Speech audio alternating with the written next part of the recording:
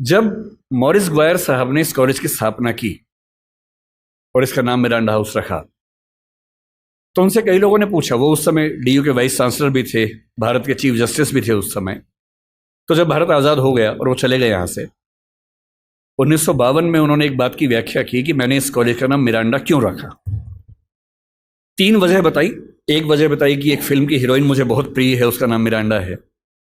एक कहा कि मेरी बेटी का नाम मिरांडा है। लेकिन जो असली वजह मुझे लगता है तीसरी उन्होंने बताई, वो ये थी कि शेक्सपियर के नाटक द टेम्पेस्ट में जो एकमात्र महिला कैरेक्टर मंच पे आती है उसका नाम भी मिरांडा है। और वो कहते हैं कि मैं चाहता हूं कि मिरांडा हाउस में पढ़ने वाली लड़कियां ऐसी व्यक्ति बने।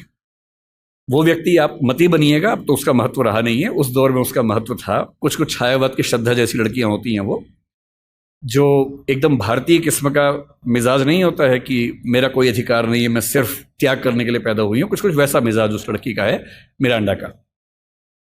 उस नाटक में एक बड़ी खास बात है, मिरांडा बहुत योग्य लड़की है, उसकी समझ बड़ी गहरी है, पर वो अपने पिता और अपने होने वाले पति, प्रोस्पेरो उसका पिता है, फर्डिनेंड उसका होने वाला पति है, वो उन दोनों के इतने कंट्रोल में है कि वो खुद को डिफाइन उन्हीं के नजरिए से करती है।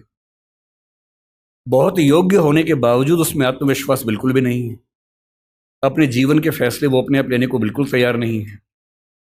अंत में लगता है कि फर्डिनेंड का फैसला उसने खुद किया है, पर आप ध्यान से पढ़े तो समझ में आता है कि वो फैसला भी उसके पिता ने ही करवा दिया है। और वो बेचारी इतनी कमजोर अपने आप को महसूस करती है। हिंदी की एक फिल्म में एक गीत आया था, एक पत्नी है जो अपने पति से बहुत प्रेम करती है, सुंदर नहीं है, पति उससे प्रेम नहीं करता है, पति कहीं और प्रेम करता है। तो वो लड़की, फिल्म का नाम था नसीब अपना अपना, एकदम समझ लीजिए कि मिरांडा ही उसे बोल रही है। एकदम मिरांडा का भारतीय संस्करण है। और वो अपने पति के बारे में एक वाक्य बोलती है, भला है बुरा है जैसा भी है, मेरा पति मेरा देवता है। ये उस जमाने में चलता था। आज के जमाने में तो पत्नियां पति का हिसाब बराबर कर देती है अगर कोई ऐसा करे तो, लेकिन उस जमाने में ऐसी हरकतें होती थी।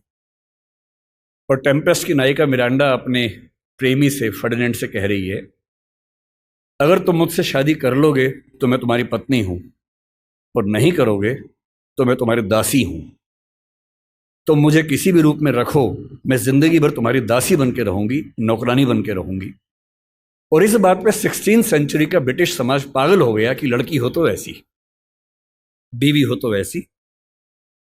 कुछ कुछ वैसा ही जैसे भारतीय परंपरा में छायावाद में श्रद्धा जैसी नारियां हमें दिखती हैं, जो केवल देने की बात करती हैं, अपने हक की बात बिल्कुल भूल के भी नहीं करती हैं।